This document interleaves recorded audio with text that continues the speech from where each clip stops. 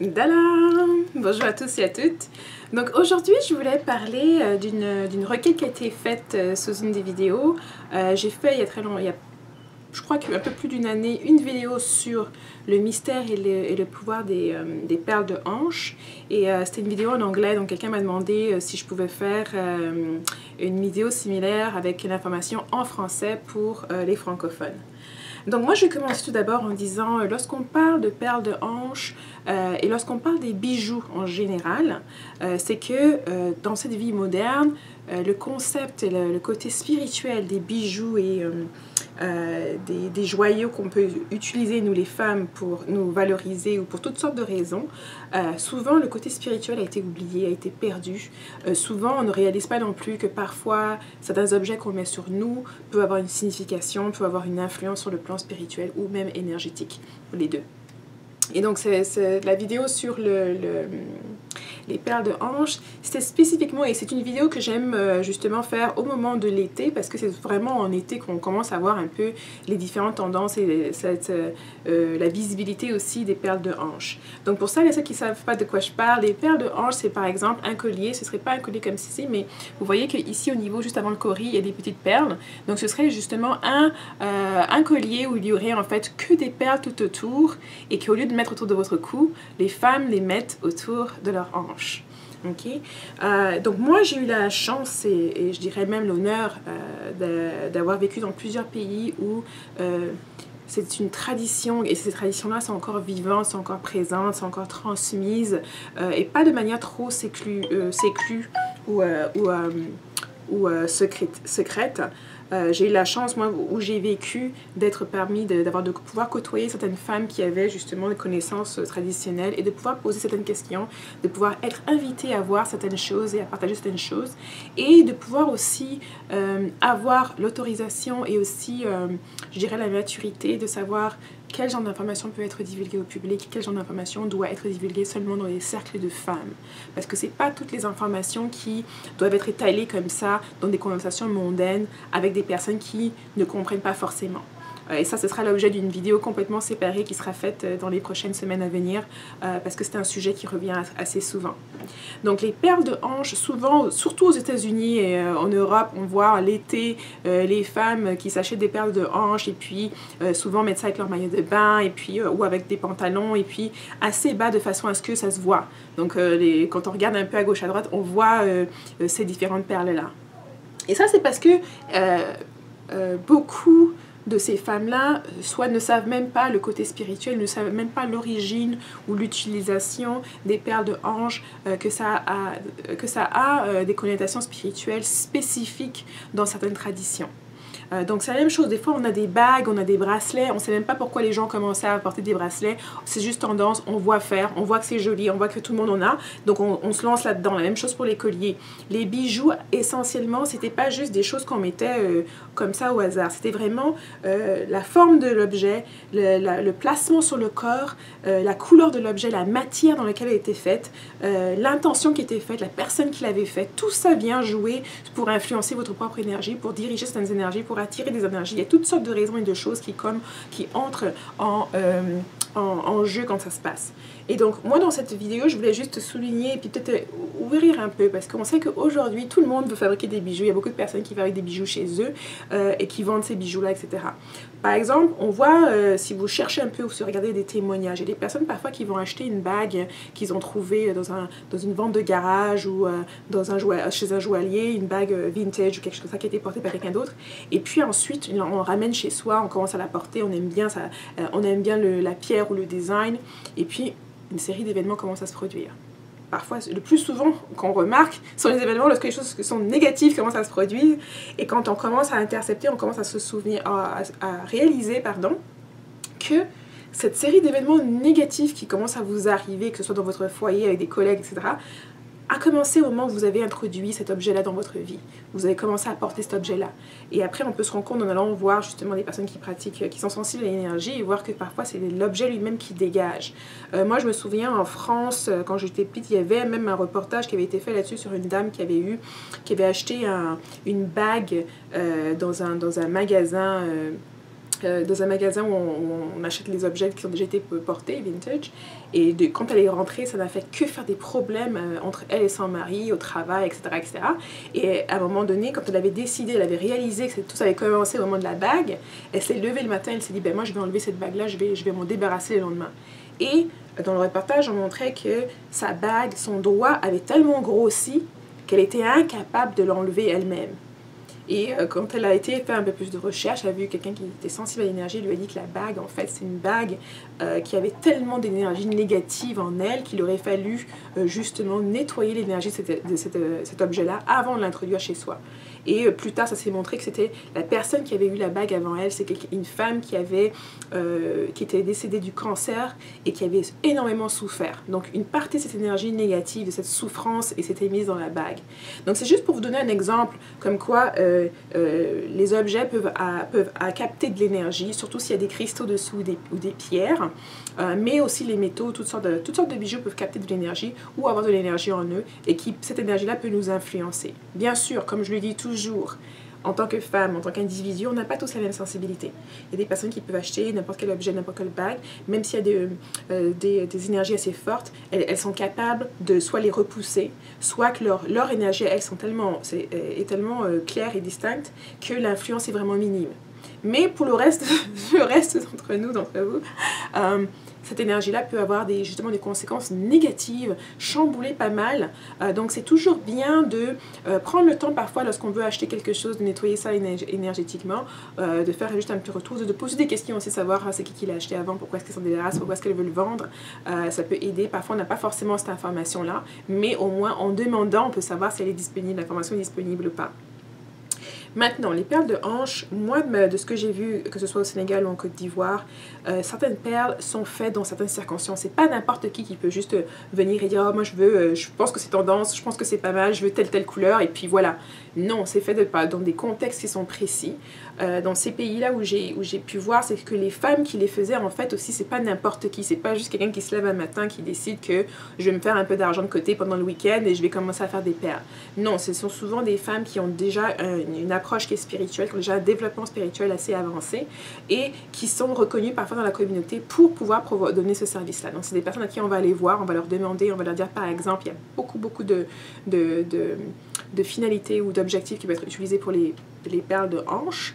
Une, ça peut être que lorsque votre fille arrive dans la menstruation, juste avant, on peut faire des perles qui vont être réservées à célébrer ce passage et qui vont avoir une énergie spécifique, des intentions spécifiques pour elle. Souvent aussi, c'est des intentions avec des bénédictions pour le mariage, pour la fertilité, tout ce genre de choses. Ça peut être aussi lors du mariage, le couple, le futur époux, la belle-mère du futur époux ou la mère peuvent aller voir quelqu'un pour qu'on fasse des perles de hanche spécifiquement pour les fiançailles à porter jusqu'au mariage. Et puis il y a souvent aussi les perles de hanche qui ne seront que vues par le marié et la mariée. Donc personne d'autre ne doit poser les yeux sur ces perles-là. Donc il y a différentes définitions qui viennent, il y a différents enjeux qui viennent et bien sûr, dépendamment de l'intention, de la raison pour laquelle et du but qu'on veut utiliser les perles de hanche, l'intention qui va être faite quand elle va être construite, quand on va fabriquer ça, va être différente. Donc c'est pour ça que c'est pas du tout des perles de hanche que vous iriez au magasin ou je sais pas moi à une foire que ça pour acheter. Ça, on va chercher des gens qui sont spécifiques, qui dégagent une énergie spécifique aussi. Donc c'est aussi pour ça qu'on a l'attitude de choisir entre la personne qui va fabriquer ces perles-là pour nous. Mais en même temps, on ne va pas essayer aller les acheter un peu n'importe où. Et puis, même si on trouve des personnes qui ne sont pas forcément spirituelles, il faut toujours qu'il y ait une résonance entre nous et la personne qui nous le vend, la personne qui l'a faite. Parce que c'est important. Si vous ressentez des énergies, des ondes négatives lorsque vous allez voir une vendeuse spécifique, ça ne sert à rien de ramener ces produits-là chez vous parce que ce ressenti négatif peut vous suivre jusque chez vous. Et souvent, on le voit, on peut voir des étals où on va voir une vendeuse qui a plein de choses qui ont l'air très très belles. Et lorsque vous vous rapprochez, vous avez quand même un ressenti que c'est pas ça qu'il vous faut. Alors qu'il peut y avoir quelqu'un qui a une étale qui est un peu plus modeste, mais il y a une énergie qui vient, une fougue qui vient vous chercher et que vous savez exactement que c'est la vendeuse dont vous aviez besoin, c'est elle qui va avoir exactement ce qui va vous convenir et qui est sur la même vibration que vous, ou une vibration plus élevée qui va vous amener où est-ce que vous voulez aller. Donc ça, c'est un ressenti que vous ne pouvez pas avoir lorsque vous regardez et vous achetez ces choses par Internet. Vous allez devoir attendre de les recevoir chez vous, à moins que vous ayez un moyen de voir, d'observer, de vous connecter à la personne qui les fabrique. Soit si c'est parce que cette personne a une page Facebook et fait des vidéos, fait des blogs où vous pouvez justement lire les mots utilisés par cette personne-là pour ressentir une certaine énergie ou une certaine résonance avec cette personne qui va vous permettre de dire que oui, c'est la bonne avec qui je vais acheter. Et ça, je le dis ici parce que souvent je reçois des questions qui me disent où est-ce que je dois acheter, où est-ce que je pourrais acheter des perles de hanche, où est-ce que je pourrais en trouver, etc. Moi, je dirais caution, caution. Si c'est pour acheter des bijoux mondains, comme des bracelets, des bagues, des choses que vous voulez porter sans aucune signification, mais vous n'avez pas à vous tracasser, aller n'importe où, je vous dirais quand même, si vous le ramenez chez vous, faites un petit nettoyage énergétique rapidement sur l'objet, comme ça vous vous assurez juste de vous débarrasser de tout ce qui est minime et non majeur.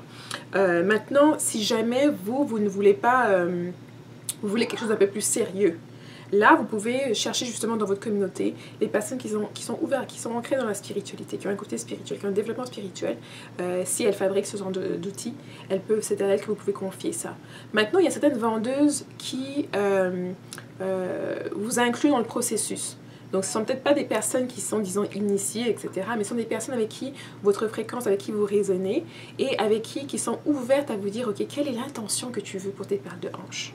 Et là, vous pouvez discuter avant le processus. Donc, c'est quelque chose qui va être fait juste pour vous, avec l'intention que vous allez demander à la personne. Vous allez expliquer votre cas personnel, unique. Et ces perles-là vont être faites, colliers de hanches, les perles de hanches vont être faites spécifiquement avec l'intention dont vous avez besoin pour atteindre les objectifs que vous avez besoin. Et de nos jours, maintenant, dépendamment de la région, c'est pas juste des perles, ça peut être des perles en bois, des coquillages, des cauris, des plumes, des morceaux de cheveux, même tissés dedans. Ça peut être toutes sortes de choses qui allaient refléter et renouer vraiment l'intention, le lieu, l'environnement où vous étiez, parfois même représenter un peu votre ethnie, dépendamment de ce qu'on voulait faire avec. Mais le côté que je voulais souligner, que j'ai souligné dans ma vidéo en anglais, est que la puissance de cet outil-là, beaucoup de sa puissance réside dans le fait que les perles demeurent dans le noir, que les perles demeurent inconnues aux yeux qui pourraient être portées dessus une énergie négative. Donc, par exemple, pour les perles de fiançailles ou de mariage, c'est un lien qu'on essaie de tisser entre le marié et la mariée. Et ça, ces perles-là ne doivent être jamais montrées à un autre homme, ne doivent être jamais montrées à l'extérieur. Donc, ça veut dire que quand on les porte, ce n'est pas des perles qu'on va mettre haut pour que tout le monde puisse les voir. Ce sont des perles qui vont être bas sur nos hanches. Comme ça, lorsqu'on s'habille, on peut se pencher, on peut se tourner. Personne ne peut savoir qu'on a même ces perles de hanches-là sur nous. Et je pense que c'est un outil qui est aussi là pour renforcer l'engagement et l'accord entre des époux, des fiancés, parce que justement, avec ce lien-là, l'homme aussi va voir que c'est quelque chose sur la femme que personne ne sait à part lui. Et que la femme aussi, qu'ils sont tous les deux les seuls à savoir la couleur, la texture qu'il y a dessus. Et bien sûr, après, on peut soi-même rajouter certaines perles, en enlever, etc. Jouer avec pour continuer à garder cette complicité entre le couple. Et ça peut être des perles qu'on met juste pour le mariage, pendant les fiançailles, qu'on les enlève le soir de la nuit de noces.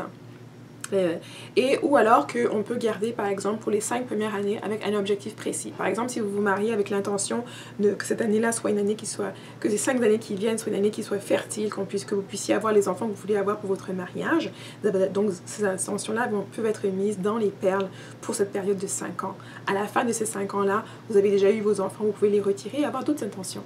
Et ça peut aussi être des perles qu'on rajoute au fur et à mesure. Donc par exemple à nos noces de 5 ans, on nous rajoute une autre roue de perles.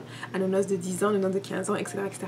Maintenant je parle dans le contexte d'une relation amoureuse, d'une relation, d'une création d'une famille, etc. Mais ces perles peuvent être aussi utilisées dans le contexte par exemple avant le mariage ou avant les fiançailles. Donc ça peut être si vous voulez relier ce lien-là, mais ça n'aura pas la même attache que lorsque c'est un engagement à long terme et on veut faire des projections à long terme dans le mariage, dans l'envie de fonder une famille, etc. Mais cependant, ça peut être des liens qu'on peut déjà tisser au niveau des relations qui s'en vont vers le mariage ou de nos jours aussi vous sortez avec quelqu'un, etc.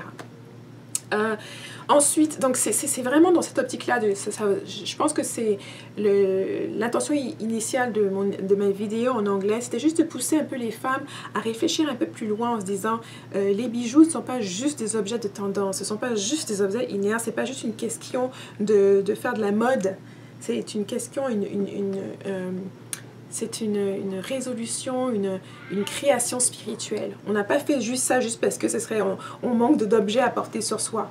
Donc il y a une résonance qui vient avec ça. C'est pour ça que souvent quand on regardait quelqu'un avec des bijoux, ça pouvait aussi dire son statut social, ça pouvait dire sa classe sociale, ça pouvait dire peut-être aussi sa fonction ou certaines caractéristiques de la personne aussi, sa personnalité aussi. Donc là, c'est juste pour vous inviter à regarder les perles de hanche d'une manière un peu plus différente, à pousser ça si c'est quelque chose qui vous intéresse, à faire des recherches supplémentaires et à regarder si, je vous dirais, ne cherchez pas quelque chose de générique. Si vous faites partie de la diaspora et que vous venez d'un pays précis, d'un pays donné, essayez d'abord de chercher dans votre propre communauté. Et je sais que beaucoup de personnes disent, ben moi j'habite en France ou j'habite aux États-Unis ou etc. J'ai pas forcément les moyens d'aller en Afrique pour voir ce qui se passe chez moi dans mon village, etc. Je dis, mais heureusement, que ce soit en Europe ou en Amérique du Nord, il y a toujours des communautés africaines. Donc il y a toujours des personnes à qui vous pouvez parler de ça, essayez de trouver l'information là où elle est. Au moins, essayez de trouver l'information. Parce que beaucoup vont dire, non, il n'y a pas ça, non, mais ils n'ont même pas encore essayé. Donc, essayez de trouver cette information-là. Après, maintenant, quand vous êtes à la quête de cette information, il faut avoir aussi un peu de sérieux, un peu de maturité. Ce n'est pas des informations que vous allez prendre pour étaler n'importe où. Il faut vraiment approcher cette information-là avec une certaine comment dire, maturité, un certain respect. Voilà, c'est le mot que je cherchais, avec un certain respect. C'est pas quelque chose à étaler, à parler à tout le monde. Par exemple, le fait qu'on vous dit que les perles de mariage sont des perles qui ne doivent pas être exposées à tout le monde. C'est quelque chose qui doit être gardé entre vous et votre époux, entre vous et votre fiancé. C'est quelque chose qui est c'est comme si c'était un secret, quelque chose qu'on met dans le noir pour les autres, mais dans la lumière pour vous et lui.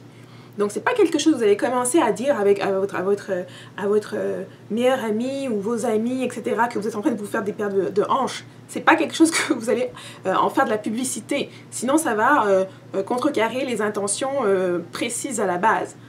C'est pas quelque chose que... Donc, si vous êtes dans la démarche de chercher à vous faire plein de bijoux pour pouvoir montrer aux gens, pour ça montrer que vous connaissez, etc., ça va venir flouer les intentions et ça peut même se retourner contre vous. Et je le dis tout simplement parce que ça c'est déjà passé que lorsque justement on commence à parler de tout ça, mais ça perd de son pouvoir, ça perd de l'intensité qu'elle devrait avoir. Et il y a une raison pour ça, il y a une raison pour laquelle on te dit de mettre ton pagne et de bien l'attacher pour pas que ça se voit. Et puis vous pouvez voir aussi lorsque les femmes ont des perles de hanche qui dépassent de leurs jeans ou de leurs pantalons ou de leurs shorts. Il y avait un temps dans les années 80, fin 90, début 2000, quand j'étais aux États-Unis, c'était une grosse tendance. On voyait ça partout.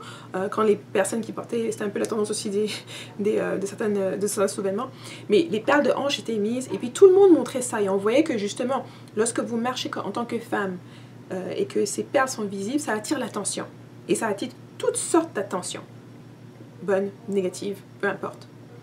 Et donc, il y a une raison derrière et ça attire l'attention de d'autres personnes, mais ça attire aussi les énergies. Donc ça veut dire qu'il y a des choses qui peuvent s'attacher à vos perles juste parce que vous les portez et que c'est exposé, c'est ouvert. Donc c'est pas une question de qui est dans la mode, qui est pas dans la mode, ou de vouloir faire ce que vous voulez. Vous pouvez toujours faire ce que vous voulez de toute manière. Mais ces outils-là sont des outils qui... les bijoux en général sont des outils qui sont très spirituels et on peut avoir justement ces attachements d'énergie, que vous le vouliez ou non, c'est pas de votre bon vouloir, à moins que vous soyez quelqu'un qui déjà fait très attention à vos bijoux, qui les purifie très fréquemment, des choses comme ça. Sinon, si vous êtes quelqu'un de sensible, quelqu'un d'ouvert, n'importe quoi peut venir s'attacher à vos bijoux, mais plus précisément aux perles de hanche parce qu'il y a ce côté très spirituel derrière. C'est pas dans toutes les traditions qu'on retrouve l'utilisation des perles de hanche. C'est pas n'importe qui les fait, c'est pas fait n'importe comment. Le matériel est aussi, il y a tout un art, bon, je dirais une science aussi, mais tout un art derrière qui est une expression d'une forme de connaissance. Donc, voilà, j'espère que ça vous a donné aussi le goût de rechercher aussi les traditions qui sont dans votre propre famille, dans votre propre lignée, dans votre propre ethnie, qui touchent à ce genre de choses, qui touchent aux bijoux, qui touchent à ces trucs. C'est pas des choses qu'on a besoin souvent d'être initié pour savoir. C'est des choses que parfois il faut avoir cette curiosité interne de vouloir savoir, de vouloir connaître et puis d'approcher tout ça avec du respect, de la maturité pour qu'on vous fasse assez confiance pour partager ces choses-là avec vous. Et donc, comme je disais, c'est pas tout qui doit être étalé. Par exemple, c'est pour ça que vous allez voir que l'apprentissage de connaître comment faire ces perles de hanche ne se fait pas dans la rue ou dans des lieux publics. Ça se fait dans des cercles de femmes, avec la femme aînée qui va vous montrer, qui va vous guider, avec des personnes qui ont été invitées, qui ont été choisies, dont on connaît un peu les intentions et les énergies pour pouvoir transmettre ces connaissances-là. Ce ne sont pas des connaissances que vous allez aller vous inscrire à l'université et puis tout le monde qui s'est inscrit, qui a payé les frais vont venir. Il y a souvent cette évaluation des gens pour savoir à quelle fin est-ce que vous voulez avoir ces informations-là. Est-ce que toi, tu veux avoir ça parce que tu anticipes de te marier et tu aimerais inclure ça dans ce processus-là? Est-ce que peut-être que tu as une amie ou tu as une fille qui va atteindre la puberté et tu aimerais lui faire ce cadeau en rite de passage? Quelle est l'intention qui est derrière? Est-ce que tu veux juste faire ça pour pouvoir te faire de l'argent? Est-ce que tu veux faire ça et connaître ces raisons-là parce que par la suite, tu voudrais offrir ces services aux personnes qui sont intéressées par ce côté spirituel et non juste pour faire de l'argent, mais pour donner quelque chose en retour, quelque chose qui aura peut-être aussi une meilleure signification pour toi? Parfois, tu peux aussi venir à ça parce que tu essaies de renouer avec tes propres connaissances ancestrales, avec ta propre communauté et culture, et tu aimerais savoir les choses que tu pourrais faire au quotidien. Par exemple, si tu es déjà joaillière, tu confectionnes déjà des bijoux, ça peut être un apport vraiment supplémentaire pour investir dans les créations que tu fais et y mettre justement, et remettre peut-être aussi le côté spirituel qui vient de ta tradition, qui vient d'une tradition qui te touche ou que tu apprécies énormément. Donc moi, je vous laisserai avec cette information-là. Vous me direz si ça vous a été utile. Et puis, je vous verrai dans la prochaine vidéo. Bye bye.